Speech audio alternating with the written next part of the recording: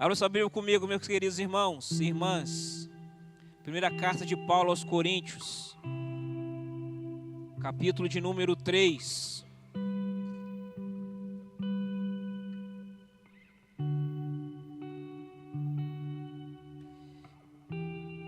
Primeira carta de Paulo aos Coríntios, capítulo de número 3.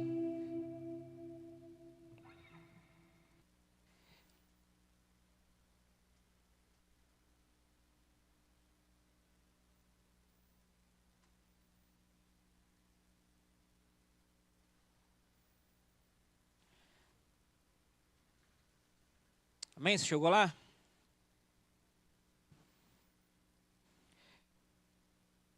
A partir do verso de número 9. 3 a partir do verso 9, diz a palavra do Senhor. Porque nós somos cooperadores de Deus, e vocês são lavoura de Deus e edifício de Deus. Segundo a graça de Deus que me foi dada, lancei o fundamento como sábio construtor, e outro edifica sobre ele. Porém, cada um veja como edifica. Porque ninguém pode lançar outro fundamento, além do que já foi posto, o qual é Jesus Cristo. E se alguém edifica outro fundamento, é ouro, prata, pedras preciosas, madeira, feno ou palha. A obra de cada um se tornará manifesta, pois o dia a mostrará. Porque será revelada pelo fogo, e o fogo provará qual a obra de cada um. Se aquilo que alguém edificou sobre o fundamento permanecer, esse receberá recompensa. Se a obra de alguém se queimar, esse sofrerá dano, porém ele mesmo será salvo, mas como através do fogo. Vocês não sabem que são um santuário de Deus e que o Espírito de Deus habita em vocês? Se alguém destruir o santuário de Deus, Deus o destruirá, porque o santuário de Deus, que são vocês, é sagrado. Pai, essa é a sua palavra, Deus. Palavra viva, palavra eficaz, palavra da verdade, ó Deus. O Senhor Jesus, certa vez, disse que nós estamos limpos pela palavra. E nós queremos nessa noite, ó Deus, nos limpar, nos purificar através da palavra que vai ser ministrada aqui nessa noite. Que o nosso coração seja boa terra para a semente do seu evangelho que vai ser lançada nessa noite. E que a sua palavra, Deus, ela vai e produz o resultado que ela está sendo enviada nessa noite. No nome de Jesus, amém. Glória a Deus. Pode se sentar, meus irmãos. Aleluia.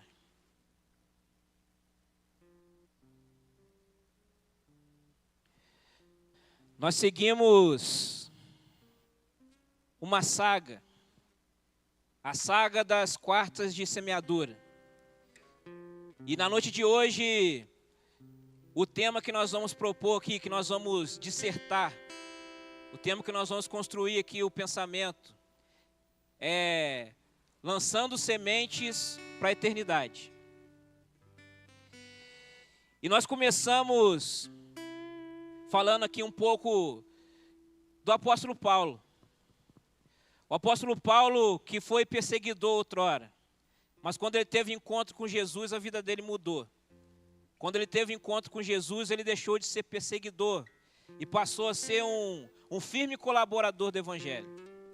O apóstolo Paulo, que dentro ali dos 5 ministérios, na qualidade de apóstolo, ele não ficava preso por muito tempo em um lugar. O apóstolo Paulo, ele começava um trabalho. Ele edificava uma igreja, ele treinava pessoas. E depois ele seguia na sua missão, ia para algum outro lugar. Paulo, como um apóstolo, ele não tinha a obrigação ou a função ministerial, que é a do pastor. A função de cuidar das ovelhas, de apacentar. Mas o fato de Paulo ser um apóstolo não tirou dele também um pouco dessa veia pastoral. E uma das razões de Paulo ele escrever as cartas é porque Paulo também tinha essa veia pastoral de estar instruindo a sua igreja. Os locais onde ele foi fundador das igrejas, onde ele plantou trabalhos. Ele escreveu suas cartas para orientar os jovens pastores. Ele escreveu cartas para orientar as novas igrejas. Ele escreveu cartas para fundamentar a doutrina da igreja. Se nós formos para Gálatas, por exemplo, Paulo estava ali combatendo os judaizantes. E Paulo escreve a carta de Gálatas justamente para orientar a igreja, para não deixar que eles se percam no novo fundamento que estava sendo lançado. Que eles permanecessem.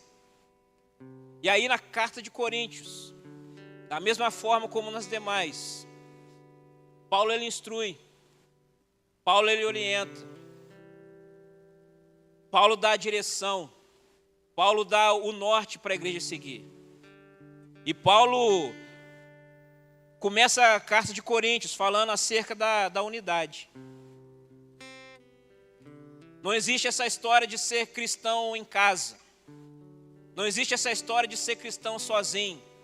Não existe essa história de eu orar em casa, eu assistir a pregação que me agrada em casa, de eu ouvir só o pastor que me agrada. Não existe essa história de eu ter uma espiritualidade sadia somente com Jesus e com Deus. Uma espiritualidade sadia, ela se faz em comunhão com os irmãos. Uma espiritualidade sadia se faz porque algo de Deus flui através da minha vida para te abençoar. Existe algo de Deus que flui através da sua vida para me abençoar. E é por isso que nós estamos como igreja, abençoando uns aos outros. Eu não consigo ser completo se eu não tiver você.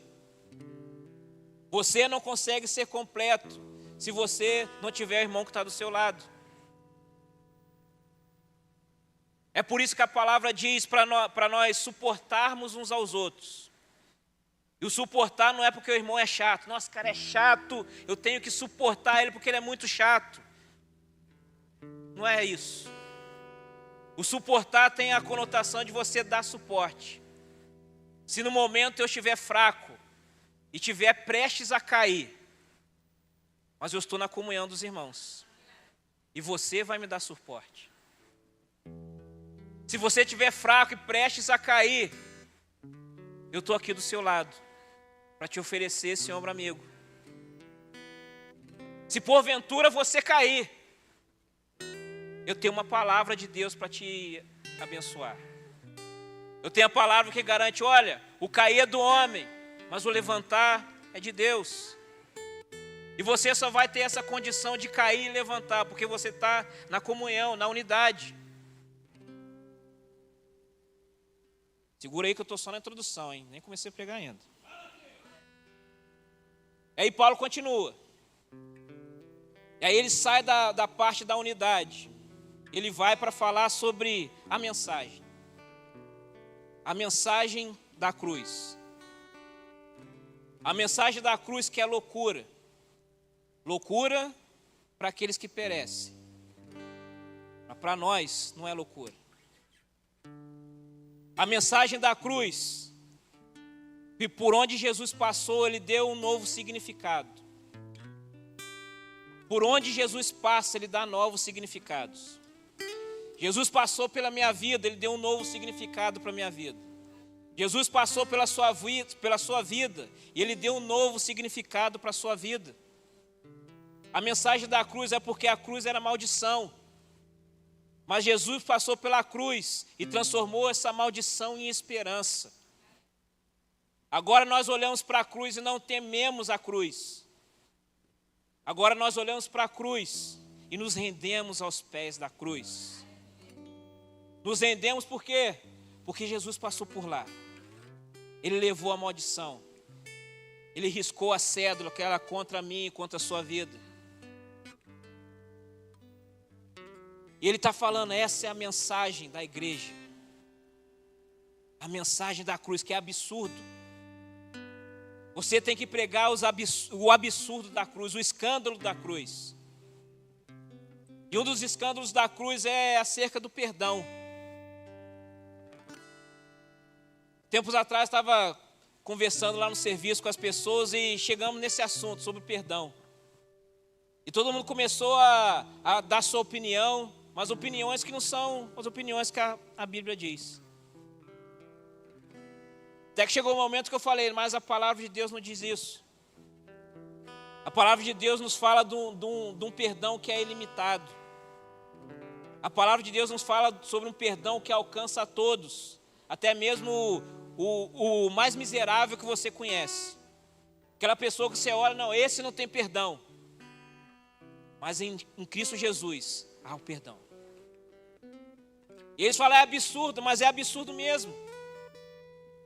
A mensagem da cruz é absurda, é escandalosa. E é por isso que nós nos apegamos a ela. É por isso que nós nos achegamos e encontramos um local de refúgio, por causa dessa mensagem que é absurda, que é escândalo.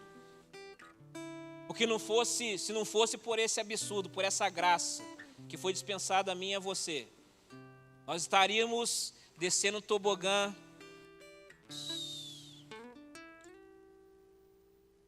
Mas foi essa mensagem que nos trouxe esperança e fez com que nós olhássemos para cima.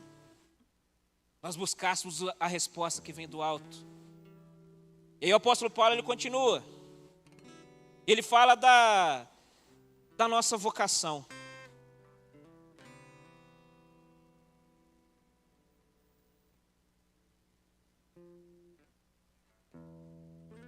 Ele fala da vocação dos santos. Se você não sabe, você é santo. Se ninguém te deu essa notícia, você é santo. Mas o sentido de santo não, porque no futuro, quando você morrer, eles vão fazer um boneco de gesso para você e falar, ele é santo. Não. Você foi santificado pelo Senhor. Você foi separado pelo Senhor. Agora você, nessa luta diária, o pecado ele é um acidente na sua vida. Você não levanta da sua cama pensando qual é a maldade que você vai fazer. Você não levanta da sua cama maquinando o mal que você vai fazer. Porque você abraçou a cruz. O sangue de Cristo está sobre a sua vida. Você foi justificado. Você foi santificado. E agora você tem uma vocação. E essa vocação é levar essa mensagem.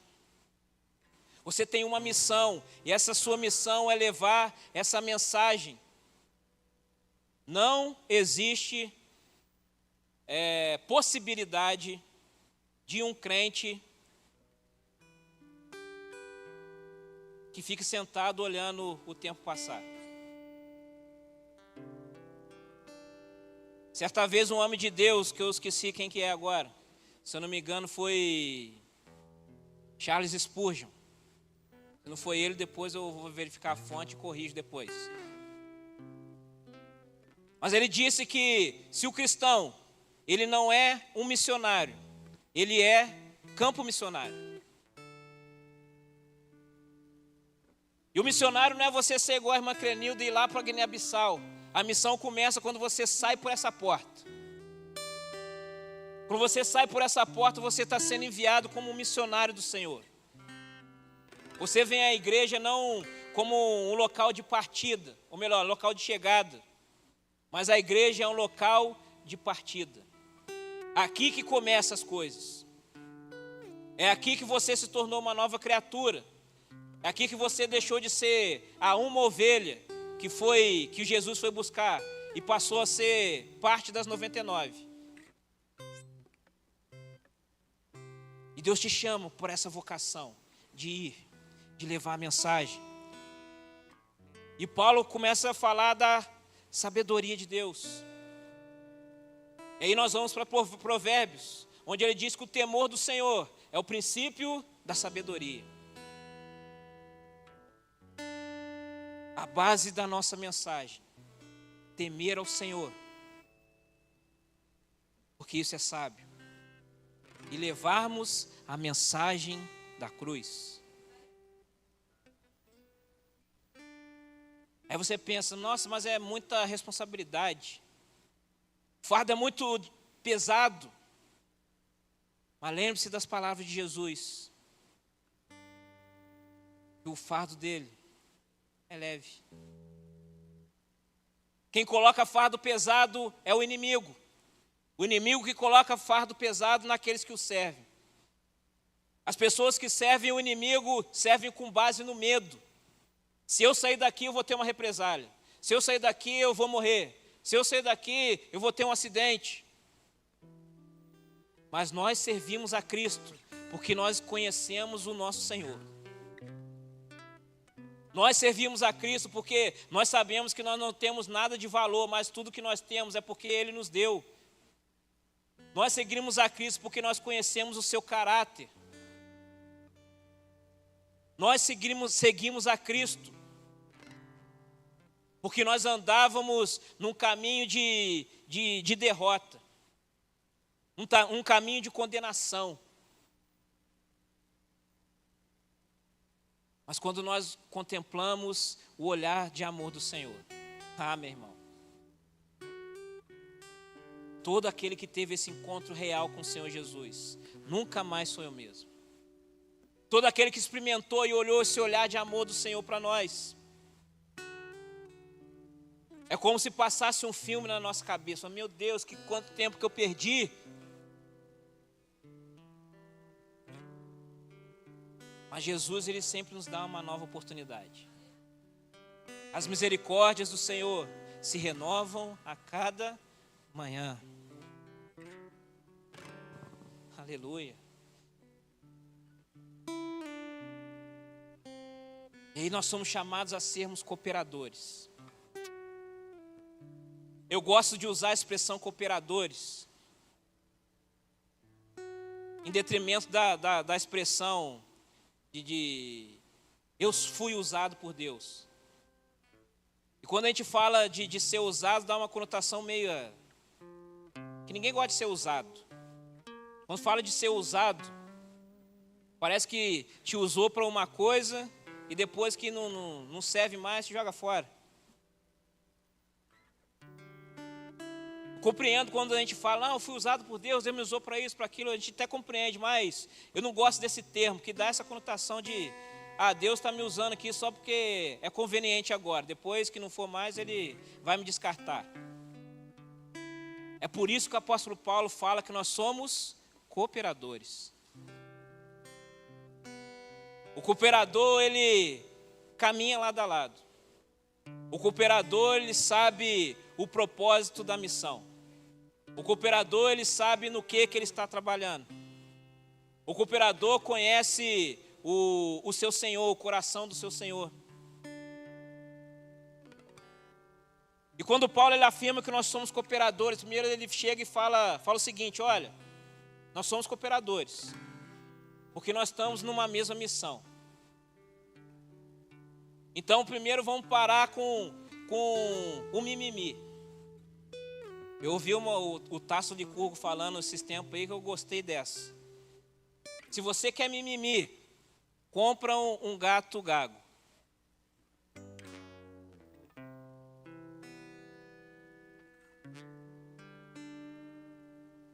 O mimimi que Paulo está falando para acabar é ficar nessa coisa. Não, olha, eu sou adébito do pastor tal. Não, eu sou cria do pastor tal. Não, agora que eu conheci todo mundo, estou gostando da pastora tal. Eu na minha vida eu tive alguns pastores. Meu primeiro pastor foi o lendário pastor Ariel, a lenda. Se a Bíblia estivesse sendo escrita hoje, pastor Ariel ia estar lá na galeria dos heróis da fé. Depois meu outro pastor foi o pastor Josias. Depois do pastor Josias veio o pastor Paulo. E depois eu fui morar um ano no Rio, lá quem me pastoreou foi o pastor Marco Antônio. Voltei para Resende. Cheguei aqui, pastor Daniel. Morei um ano em Campinas, lá o pastor... Fugiu o nome dele agora. Daqui a pouco eu lembro o nome dele. Voltei para cá, pastor Daniel ainda. Saí da Macedônia, vim para cá em Gero Passo. Pastor Fernando, pastora Neide. Ano passado, pastora Carmen. Agora pastora Lenice. Imagina se eu fizesse uma coxa de retalho da minha vida.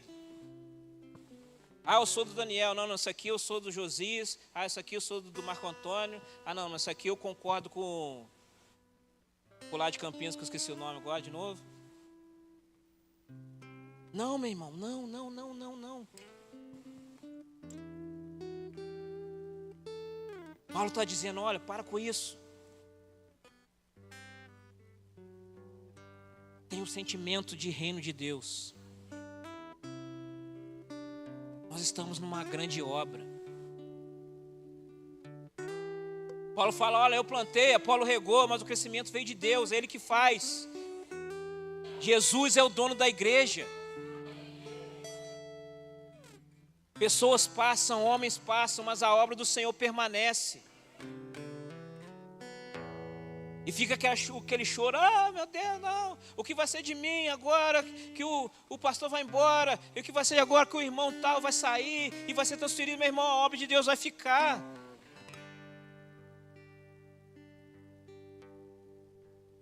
E por que a obra de Deus vai ficar? É agora que eu vou começar a pregar.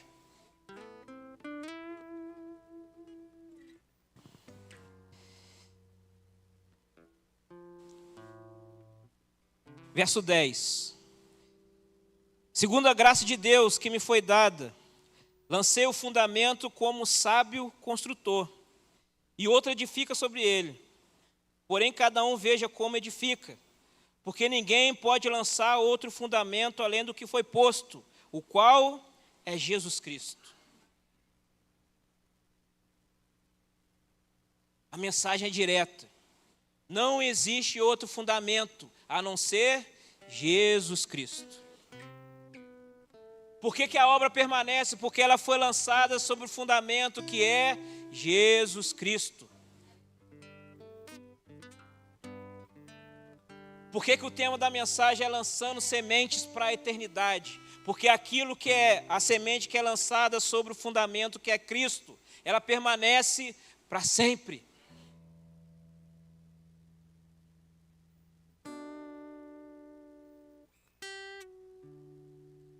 Quando a gente fala de fundamento, primeira vez que eu tive a noção que o fundamento era importante, foi um amigo meu que ele tinha um tio rico. E ele falou, Deilson, eu tenho um tio que ele é rico, ele é milionário. Eu falei, que isso, cara, mesmo? Não, ele é milionário. E um dia ele conversando comigo, falou, caramba, conversei com meu primo lá, filho daquele tio rico. E eu falei de você para ele falou que te conhece. Eu falei, me conhece? É, te conhece. O João. Eu falei, que João? Ah, ele falou que estudou com você. Vai ter um churrasco na casa dele essa semana, vamos lá. Ele te chamou. Eu falei, pô, falou minha língua. Quando cheguei lá, eu vi quem era o João. Eu lembrei do João. Estudei com o João só há 6 meses. Ele lembrou de mim, eu não lembrava mais dele. Ele lembrou de mim. Ele e o churrasco rolando, aquela coisa toda. Conversando com o pai dele. Isso é lá por volta, 2011 mais ou menos. Vou falar a data só para você ter noção de valores. Conversando com ele lá, com o pai dele, falou sobre a casa. Falou, essa casa aqui, eu gastei mais dinheiro. A parte que eu gastei mais dinheiro não foi aqui no fundamento, na base. Quanto você gastou? Eu gastei só no fundamento da casa, só nas bases. Eu gastei 500 mil. Olhei para a cara dele assim, Jesus. 2011, hein? Você acha 500 mil hoje muito dinheiro? Imagina lá, 2011. E rapaz, 500 mil só na base. E aí ele falou, agora eu posso fazer o que eu quiser aqui sobre esse fundamento. Se eu quiser construir um prédio aqui, eu construo. Se eu quiser construir várias casas, fazer a Vila dos Chaves aqui, eu consigo. Porque o fundamento está sólido. E ali eu tive entendimento, uma base importante. E aí nós vemos para a palavra de Deus e compreendemos que Paulo já fala há muito tempo. A base tem que ser sólida. E o fundamento, aquilo que dá a firmeza, é Jesus Cristo. A nossa mensagem tem que ser direta, meu irmão, minha irmã. A gente vive um tempo onde todo mundo é cheio de dedo. Ah, não pode falar isso. Ah, isso vai ser ofensivo. Ah, se eu falar isso aqui, vão me considerar intolerante. Eu falei, não, meu querido, você tem que se posicionar. Em determinada situação, por estratégia, você pode até ali dar um miguezinho ali, dar uma volta, ser igual mineiro, comer pelas beiradas. Mas em determinado momento a mensagem tem que ser direta. Você tem que falar de Jesus, sem rodeios. Não é se bancar o politicamente correto e chegar e falar, não, porque todas as religiões são boas, todas as religiões salvam. Ah, o importante é cultivar uma espiritualidade. Não, meu querido, você tem que falar de Jesus. O fundamento é Jesus.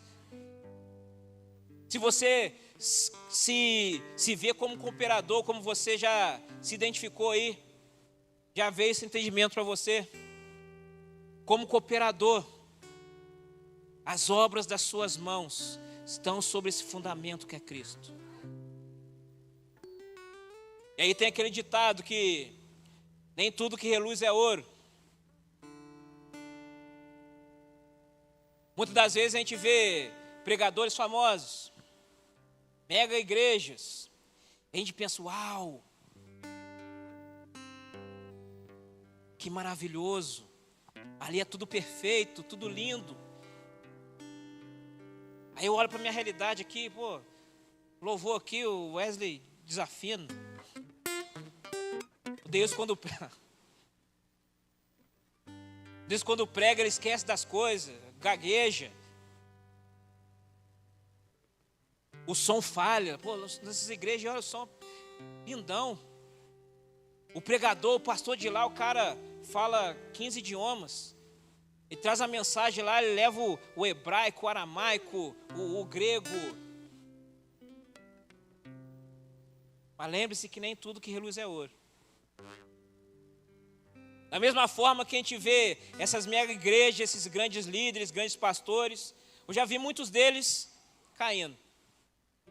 Eu já vi muitos deles, quando vem a verdade sendo exposta, sendo vergonha para o evangelho. E aí muita gente cai junto com eles, porque a fé estava sobre eles. Quando nós lançamos o fundamento sobre Cristo, independente das tormentas, independente das dificuldades, a igreja permanece. Você permanece.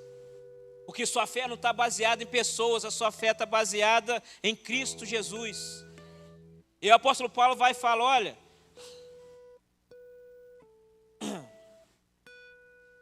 se alguém edifica sobre o fundamento, é ouro, prata, pedras preciosas, madeira, feno ou palha.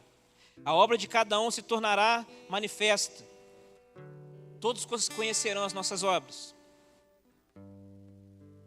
E ele continua, pois o dia a mostrará, porque será revelada pelo fogo, e o fogo provará qual é a obra de cada um. Se aquilo que alguém edificou sobre o fundamento permanecer, esse receberá recompensa. O que é permanecer? É aquele que lançou o fundamento com Cristo Jesus. É aquele que lançou as sementes para a eternidade. E a primeira vez que eu vi essa expressão foi com o Nelson Junque. Ele falou que a família do Nelson, todo mundo nasce cantando. O Junque, todo mundo nasce cantando. Chora afinado, sai da barriga chorando afinado. Ele disse que isso começou lá com, não sei se seu avô ou bisavô dele, que tinha um piano velho em casa. Ele botava os filhos sentados no chão, senta todo mundo aí. E ele começava a tocar o piano e botava os filhos para cantar louvores a Deus. Ali começou.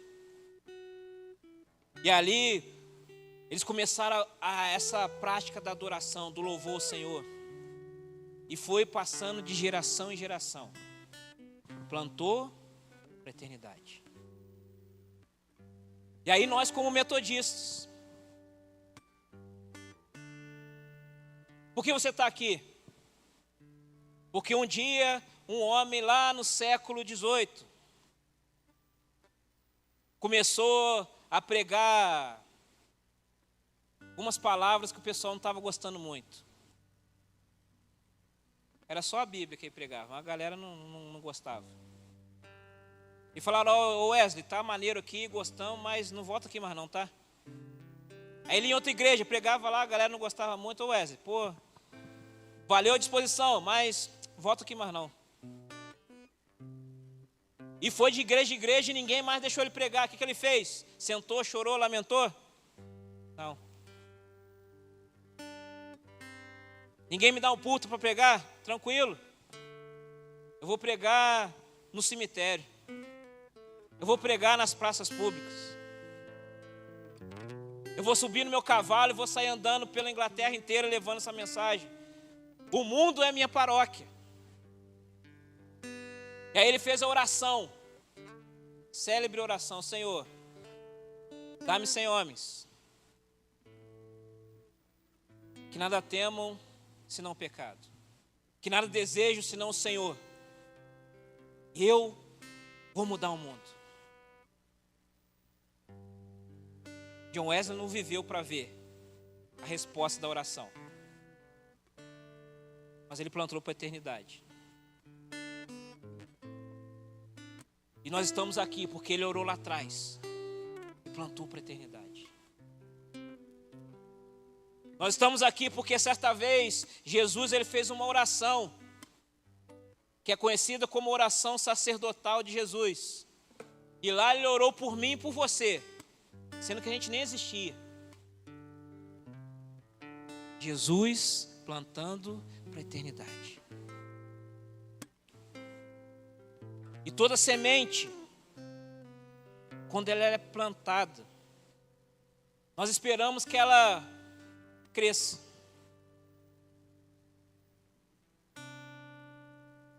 Só que a semente, em primeiro lugar, ela cresce para baixo. Quando você planta qualquer semente, ela não vai crescer para cima, ela vai crescer primeiro para baixo. Por quê? Porque ela quer ter fundamentos. Para que ela possa crescer, ela precisa ter uma base firme.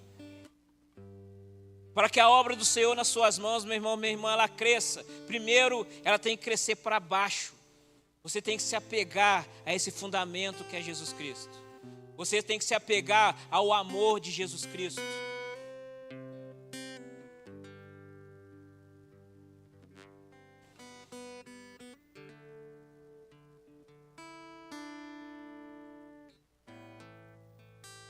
Enquanto a semente está crescendo para baixo, às vezes parece que Deus não está fazendo nada. Às vezes parece que Deus esqueceu das coisas, parece que a obra não vai vingar. Mas Deus está te preparando, está te formando.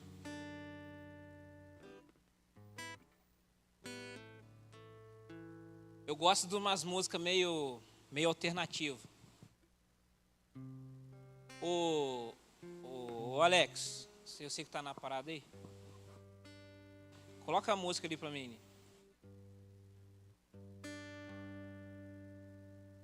Você não vai... Provavelmente você não conhece essa música. Que é de uma banda chamada Pingo d'Água.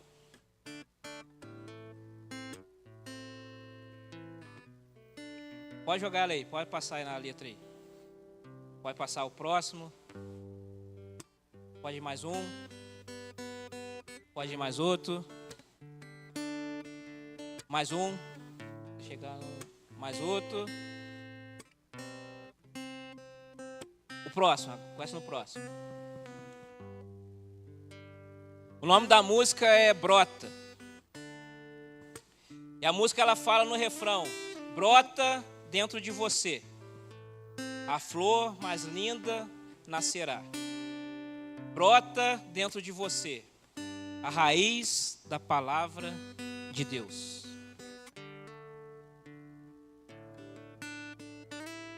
É comum os pregadores falarem assim: fala para o seu irmão tal coisa, fala para o seu irmão isso, tal. Vamos fazer de uma forma diferente aqui. Eu quero que você cante para o seu irmão. Eu vou te ensinar como é que ela é. Aí você vai cantar para o seu irmão essa frase. A música é assim, o ritmo dela é assim, ó. Brota dentro de você, brota dentro de você, a flor mais linda nascerá. Brota dentro de você, brota dentro de você, a raiz da palavra de Deus. De novo, brota. Brota dentro de você, brota dentro de você,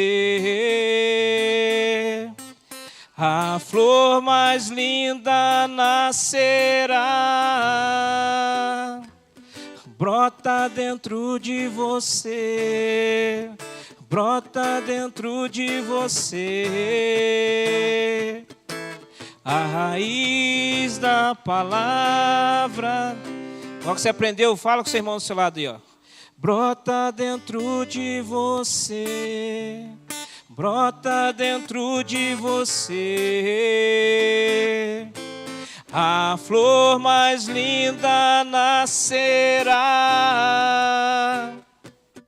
Brota dentro de você, brota dentro de você, a raiz da palavra de Deus. É esse fundamento que é Cristo Jesus. Aí você fica com medo, mas meu Deus, como é que eu vou ser cooperador? Como é que Jesus vai me enviar? Eu não consigo, eu não posso. Mas se lembra da mensagem que o pastor Sami pregou aqui. Parábola do semeador. O seu coração é uma boa terra.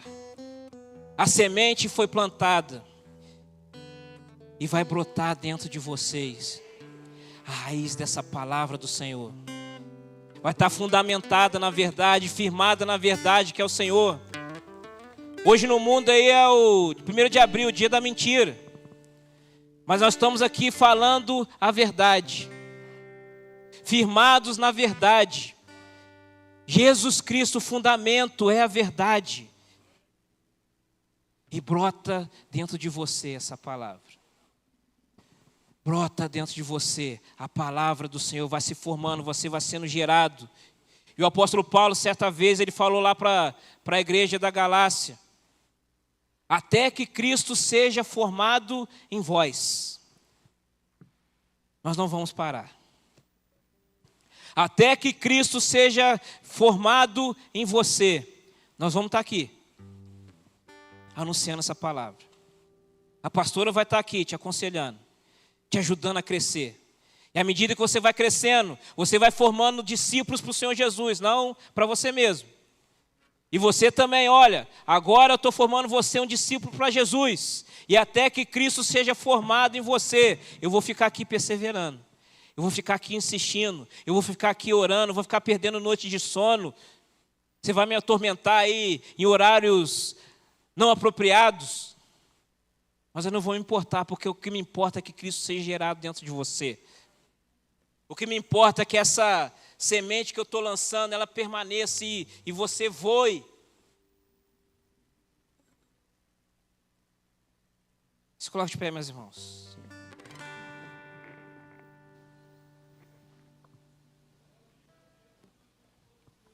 Assim como Neemias certa vez falou que ele está numa grande obra, ele não pode parar. Hoje que você ouviu essa mensagem de lançar essas sementes para a eternidade, você também faz parte dessa grande obra, você também está nessa grande obra. E às vezes você olha para mim aqui, eu sou esse exemplo todo. Aí você olha para mim, que nossa, ele está lá pregando, nossa, eu nunca vou conseguir fazer isso. Meu querido, pode ser que você nunca pegue um microfone para pregar. Mas a sua vida lá fora, ela fale mais alto do que eu com esse microfone pregando. O seu testemunho vivo lá fora, ele vai mais longe do que eu aqui falando, a live acontecendo, que pode ir para o mundo todo, mas o alcance de você lá fora, vivendo o Evangelho de Cristo. ele fala muito mais alto. Eu sou fruto da minha avó. Minha avó que me levava para a igreja.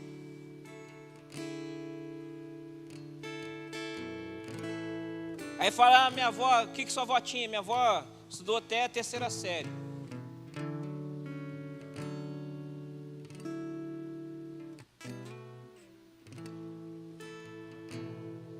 E essa obra da minha avó não foi só na minha vida. Ela levou minha tia, levou os outros netos. A obra dela permaneceu. Mas você pode pensar, mas o que uma pessoa que só tem a 3ª série pode fazer? Para o Senhor, muita coisa. Quando nós colocamos o nosso coração no propósito do serviço. Quando você fala, Senhor, eis-me aqui. Senhor, eu sou templo, eu sou morada do Senhor, o Espírito Santo mora dentro de mim. E é através do poder do Espírito Santo que nós vamos, meu irmão. O mesmo poder que ressuscitou a Jesus Cristo de dentro dos mortos, mora dentro de nós. E esse poder que mora dentro de você, é o poder que te dá coragem. É o poder que te dá sabedoria, que coloca as palavras na sua boca. Não é por você, é pelo Senhor. O Senhor é o maior interessado que a obra dele avance. E Ele não vai fazer com que o nome dele seja envergonhado. Quando Ele te envia, porque Ele confia, porque Ele capacita. E o Senhor Deus nessa noite Ele está te enviando. O Senhor Deus está colocando uma obra nas suas mãos. O Senhor Deus está colocando uma missão nas suas mãos. O Senhor Deus nessa noite, Ele está te comissionando.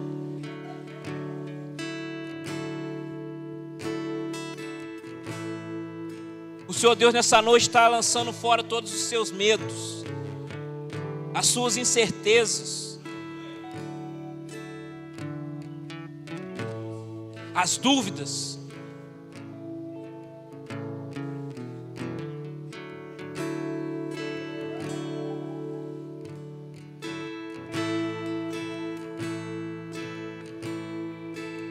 Nessa hora, meu irmão, minha irmã, enquanto os instrumentos tocam, enquanto o ministério de louvor aqui ministra algo que eu não sei que eles vão ministrar. Se você quer entender essa palavra, se você se viu como um cooperador do Senhor, se você quer dar um upgrade no seu serviço ao Senhor, eu convido você a vir aqui à frente, afirmar esse compromisso com o Senhor. Senhor, eu quero dar um passo a mais. Senhor,